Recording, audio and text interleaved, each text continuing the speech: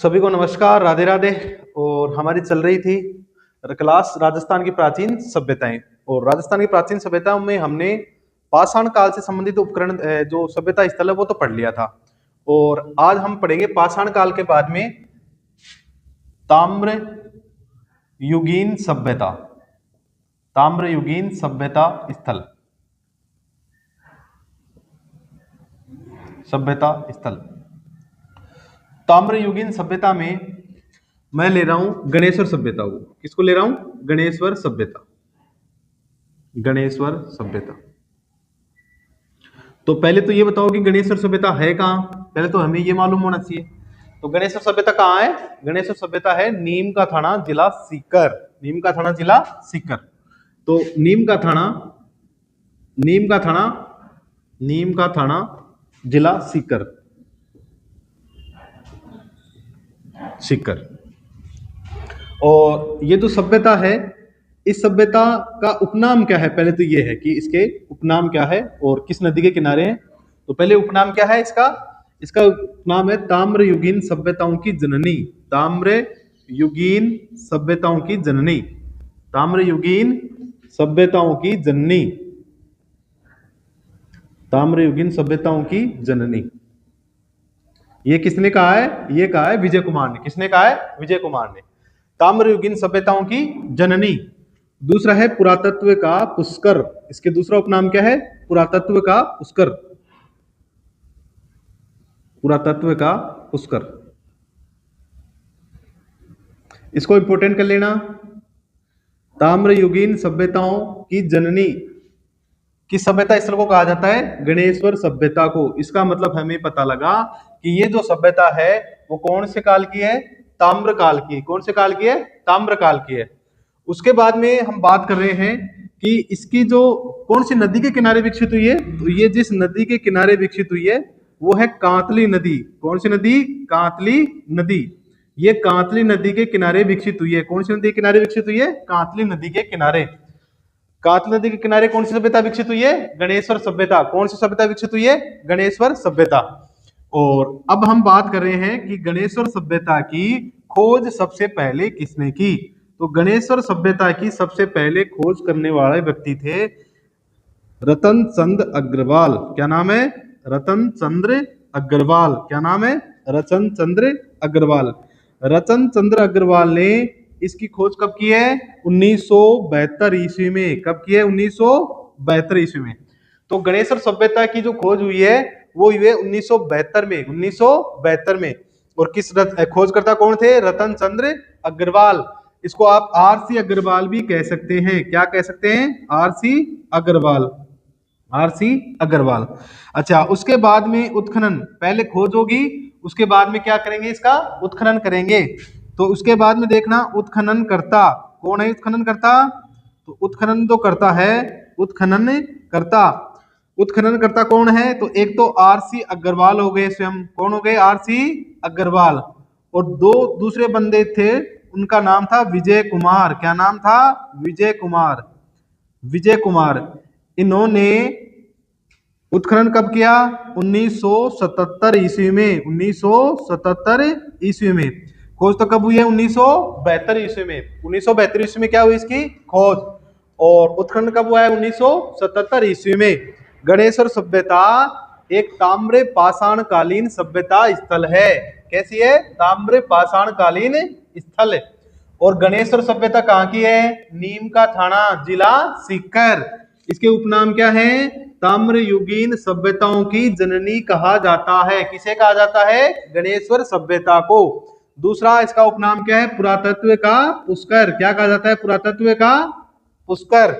फिर ये जिस नदी के किनारे विकसित हुई है उसका क्या नाम है? कांतली नदी। क्या नाम है? कांतली नदी। इसकी खोज करने वाला व्यक्ति कौन थे? आरसी अग्रवाल, रतन चंद्र अग्रवाल। खोज कब हुई इसकी? 1972। 1972। उसके बाद में इसके उत्खनन करता कौन है? तो आरसी अग्रवाल के साथ साथ में एक व्यक्ति और है, उनका क्या नाम है? विजय कुमार। और इनकी खोज उत्खनन कब हुआ है? 1977 ईस्वी में। 1977 ईस्वी में। मैं थोड़ा सा साइड में हो जाता हूं, आप इसका स्क्रीनशॉट ले लेना।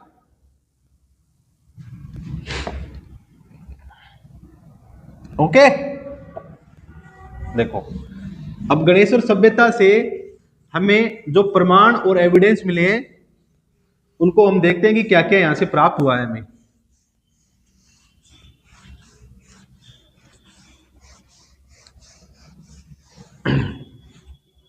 देखो क्या चल रहा है अपना गणेश्वर सभ्यता, गणेश्वर सभ्यता, गणेश्वर सभ्यता, नीम का थाना, नीम का थाना, जिला सीकर। यहां से जो प्रमाण मिले हैं हमें, सबूत मिले हैं, साक्ष्य मिले हैं, एविडेंस मिले हैं, वो क्या क्या मिले हैं देखो। एक तो सबसे पहले मैं जो बात करूं, पूरे संपूर्ण भारत में एकमात्र सभ्यता स्थल है, एकमात्र सभ्यता स्थल है जहां से तांबे के उपकरण जो मिले हैं उनमें 90% तांबा पाया गया है। कितने परसेंट पाया गया है? 99%, यानी 99% तांबे के उपकरण पाए गए हैं ना, यानी उनमें कितने परसेंट तांबा पाया गया है? 99%। तो देखें यहां से प्राप्त तांबे के उपकरणों में, तांबे के उपकरणों व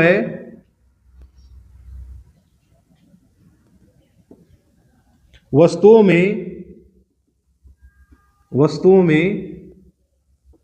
99% तांबा पाया गया था। कितने परसेंट? 99%। और गणेश्वर सभ्यता को जो तांबा था ना, तांबा वो कहां से प्राप्त होता था? वो होता था खेतड़ी से। कहां से? जो तांबा प्राप्त होता था ना इनको, वो तांबा कहां से प्राप्त होता था? खेतड़ी की खानों से। कहां से? खेतड़ी झुंझुनू में एक जगह है भैया, झुंझुनू की खानों से प्राप्त होता था। कहां से प्राप्त होता था? खेतड़ी झुंझुनू की खानों से प्राप्त होता था। यहां से तांबे के क्या क्या प्राप्त हुए हैं, इंपोर्टेंट करना। देखो क्या क्या प्राप्त हुए हैं। एक तो यहां से तांबे के बाणाग्र मिले हैं। क्या मिले हैं? तांबे के बाणाग्र। बाणाग्र का मतलब समझते हो क्या? बाणाग्र का मतलब होता है बाण के आगे का भाग। क्या कहलाता है? बाणाग्र। और क्या मिला है यहां से? तांबे के बाणाग्र मिले हैं और तांबे के भालाग्र मिले हैं। क्या मिले हैं? भालाग्र। भालाग्र का मतलब समझते हो क्या? भाले के आगे का भाग, भाले का आगे का भाग। और क्या मिले हैं? तांबे की कुल्हाड़ी मिली है। क्या मिले? तांबे की कुल्हाड़ी, तांबे की कुल्हाड़ी। और क्या मिला है? एक मिला है तांबे की पिन मिली है। तांबे की क्या मिली है? पिन। तांबे की अंगूठी मिली है। तांबे की क्या मिली है? अंगूठी मिली है। ओके, हाँ सर ओके। एक बार लिखो, उसके बाद में और बात करता हूं मैं। देखो यहां लिख रहा हूं मैं। तो यहां से जो तांबा की उपकरण और वस्तुएं प्राप्त हुई हैं उनमें कितने परसेंट तांबा पाया गया था? 99% तांबा पाया गया था। और यहां से जो तांबा जो था ना, वो तांबा कहां से आता था? खेतड़ी झुंझुनू की खानों से। और तांबे के क्या मिले? यहां से बाणाग्र। बाणाग्र का मतलब है कि बाण के आगे का भाग। और यहां से क्या मिला है? तांबे के भालाग्र मिले। भालाग्र का मतलब होता है भाला जो होता है ना, उस भाले का जो निकला हिस्सा होता है अगले वाला, वो मिला है। और तांबे की क्या मिली है? कुल्हाड़ी मिली है। तांबे की पिन मिली है। तांबे की अंगूठी यहां से प्राप्त हुई है। उसके साथ साथ ही यहां से मछली पकड़ने का कांटा मिला है। इंपोर्टेंट करना, वीआईपी करो सभी। यहां से क्या मिला है? यहां से मिला है मछली पकड़ने का कांटा। क्या मिला है यहां से? मछली पकड़ने का कांटा। मछली पकड़ने का कांटा मिला है। क्या मिला है? मछली पकड़ने का कांटा। यहां से हमें क्या मिला है? मछली पकड़ने का कांटा। साथ ही साथ देखो दूसरी इंपॉर्टेंट चीज है कि यहाँ के जो निवासी थे ना गणेश्वर के, वो अपने मकानों में ईंटों का प्रयोग नहीं करते थे, वो पत्थरों का प्रयोग करते थे। किसका प्रयोग करते थे? पत्थरों का प्रयोग करते थे। यानी मकानों में ईंटों की जगह किसका प्रयोग करते थे? पत्थरों का। तो यहां से पत्थरों के बने मकानों के साक्ष्य मिले हैं। पत्थरों से बने मकानों के क्या मिले? यहां से मकानों के क्या मिले हैं? साक्ष्य। मकानों के साक्ष्य मिले हैं। क्या मिले हैं? मकानों के साक्ष्य मिले हैं। साथ ही साथ यहां से हमें और क्या प्राप्त हुआ है? यहां से पत्थर का बांध मिला है। क्या मिला है? यहां से पत्थर का बांध। पत्थर का क्या मिला है? यहां से बांध। पत्थर का बांध मिला है। क्या मिला है? पत्थर का बांध। इसको इंपोर्टेंट करो। पत्थर का क्या मिला है? यहां से बांध। पत्थर का क्या मिला है? बांध। और ये जो गणेश्वर सभ्यता है, ऐसा पुरातत्व वेदों ने अनुमान लगाया कि ये जो सभ्यता है वो 2800 ईसा पूर्व की है। कितने समय की है? 2800 ईसा पूर्व की। कौन से समय की है? 2800 ईसा पूर्व। यहां से क्या क्या प्राप्त हुआ है दोबारा से देखते हैं।